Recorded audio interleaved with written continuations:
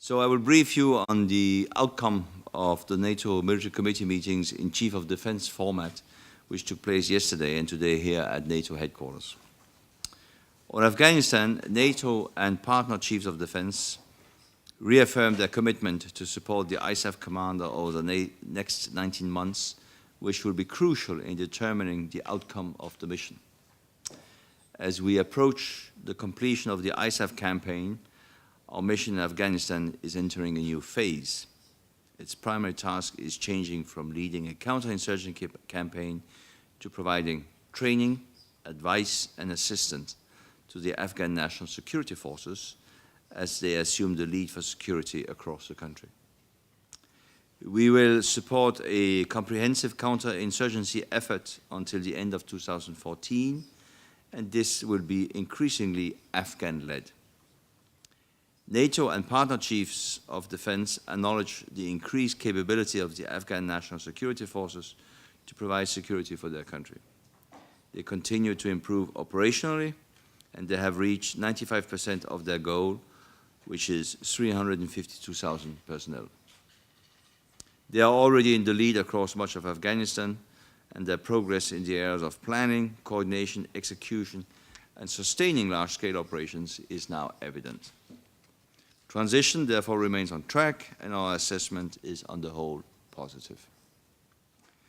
NATO Chief of Defense also discussed Afghanistan post-2014 and the new mission, Resolute Support. We made good progress, and details on the concept of operation for the new mission will be finalized in the coming weeks, ready for the defense ministers to discuss next month in the beginning of June. For KFOR, we remain optimistic with regard to the security situation in Kosovo. We recognize a significant step towards normalizations in the relationship between Kosovo and Serbia, demonstrated by the recent agreement brokered by the European Union. We also reflected on its possible implication for KFOR, which we will return to when we next meet in Budapest in September. And NATO will continue to ensure a safe and secure environment throughout Kosovo. In the Georgia session, we discussed the implementation of their defense reforms, which is an important element in Georgia's ambition for Euro-Atlantic integration. We all appreciate the progress made, particularly in a period of limited resources and shifting security challenges. We also took the opportunity to express NATO's gratitude for Georgia's significant contribution to ISAF and its commitment to participate in the post-2014 mission. Georgia continues to move closer to NATO through intensive and successful military-to-military cooperation. In the Ukraine session, we thanked Ukraine for its continued contributions to NATO-led operations and the NATO response force. Ukraine will also be participating in Operation Ocean Shield later this year, and they will be the first NATO partner nation to make a significant contribution to this important NATO-led counter-piracy operation. Ukraine has also expressed its readiness to contribute to Resolute Support in Afghanistan. We will continue to develop opportunities for practical military cooperations in order to improve interoperability of our forces. With Russia, the Chief of Defense was supportive for the ongoing cooperation between NATO and Russia through the 2013 work plan and discussed new initiatives for the development of the 2014 work plan, particularly with regard to maritime cooperation in the Mediterranean. Throughout our discussions, we recognize the mutual benefits in a closer dialogue. In this context, I'm particularly grateful for General Gerasimov's personal engagement demonstrated in the 3 phone calls he and I have had together this year. These calls allow for open and frank discussions and facilitate quick communication.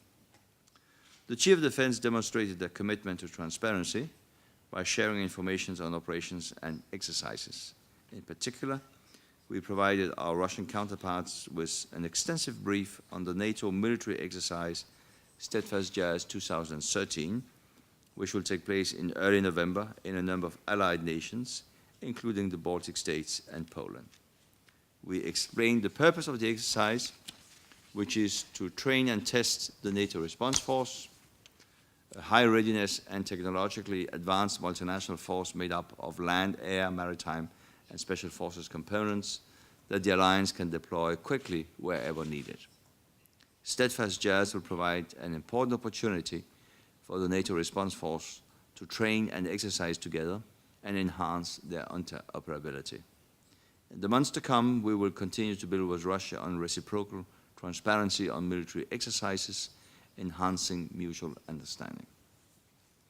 Today, NATO's Chief of Defense focused on transformation, addressing a wide range of ongoing and future initiatives, including smart defense and the connected forces, which aim to achieve best value for money while building on lessons learned from operations. Chief of Defense stressed the importance of preserving capacity as well as capability. Defense spending across the alliance must be coherent, complementary, and matched to future threats. As NATO's operational tempo is expected to decrease after 2014, emphasis will be placed on training to maintain force readiness. NATO Chief of Defense provided a clear commitment and guidance to the NATO future training and exercise concept, and the Military Committee also discussed a high visibility exercise due to take place in 2015, which will mark the shift in NATO's operational focus and test both our new command and force structures. As you can see, we have had a quite full agenda over the last 2 days. I have given you this overview. I am now ready to take your questions.